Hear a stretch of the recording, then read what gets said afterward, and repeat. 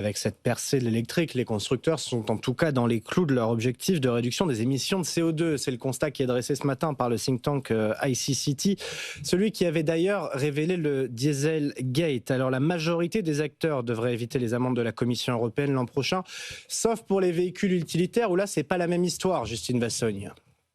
Personne ne veut acheter de véhicules utilitaires électriques. C'est le constat des acteurs du secteur et les chiffres semblent leur donner raison.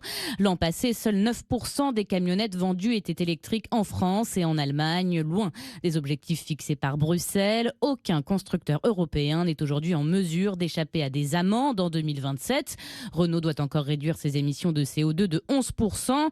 Stellantis est l'un des moins bien positionnés. Le groupe, pour échapper à des amendes, devra diminuer ses émissions de 17% en 2 ans. Ce n'est pas tenable, alerte le constructeur très déçu par les annonces de Bruxelles en décembre dernier qui n'a réduit les objectifs des émissions de CO2 pour les camionnettes que de 50 à 40% en 2030.